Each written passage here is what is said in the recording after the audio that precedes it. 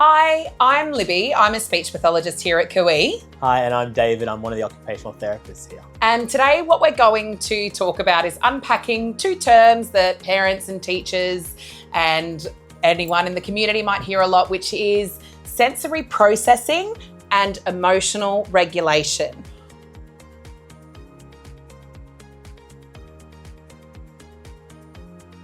Whilst these two terms are deeply connected, they're not the same thing. When we understand the difference, we'll stop blaming the behaviour and start to understand how the nervous system actually drives that behaviour. And this understanding helps us change how we respond, how we might teach certain strategies or provide certain supports, and also how we support overall mental health development in children and their overall development in these areas. Sensory processing is actually how the child's nervous system takes in, sorts and interprets information.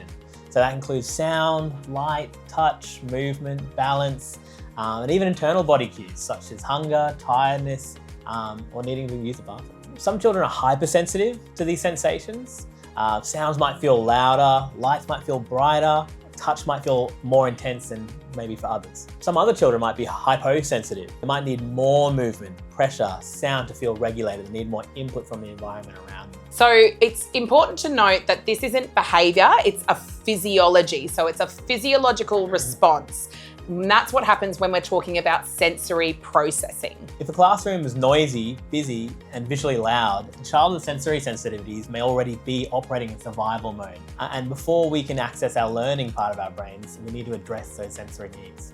And think about this when you're also just out in a regular environment. So shifting from one environment to another, where it might be low light and then really high lighting. There could also be moments of it's really quiet, then it's really noisy. 100%. Think about going from a quiet space and out onto a main road. There's lots of cars going past, there can be sirens. Absolutely. And it can really impact on how we modulate and how we take in that sensory information. So that's that sensory processing side. And when you hear that term, it is talking about that physiological response in the body to the external and internal information. The other term that you might hear a lot is emotional regulation. When we're talking about emotional regulation, this is what happens after the sensory system has done its job.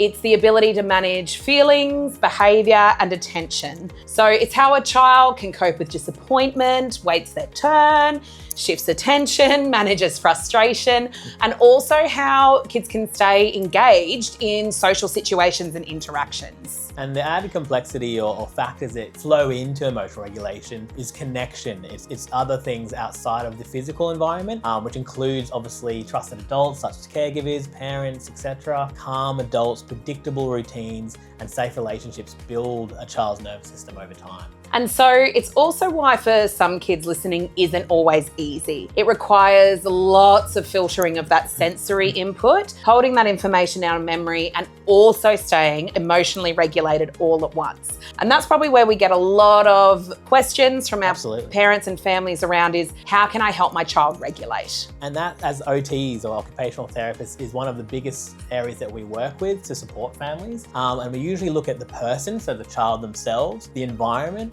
and also the occupational or what the child has to do in their everyday lives. And we look at how we can manipulate and change those things to support that child and depending on their sensory preferences. And that's how they kind of connect. So if we can support children through sensory means, things like headphones if they're more sensitive to noise, sitting in certain areas of the class if it's a classroom environment so they can attend and see what's on the whiteboard and things like that.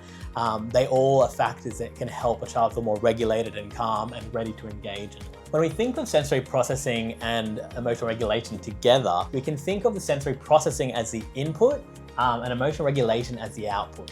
So if the sensory input is overwhelming, emotional regulation becomes so much harder. Exactly right. So with the term meltdown, which a lot of people use, those big emotional behaviours that we see quite often can be caused by sensory overload, fatigue, hunger, noise, unpredictability, or just a high cognitive load. This is why sometimes children might lose it after school. So they've just used so much regulation resources to cope with sensory, listening demands, learning, playground, managing their meal times and transitions throughout the whole day. So when a child is really struggling emotionally with their emotional regulation, the most important question isn't to say, well, what's wrong with their behaviour?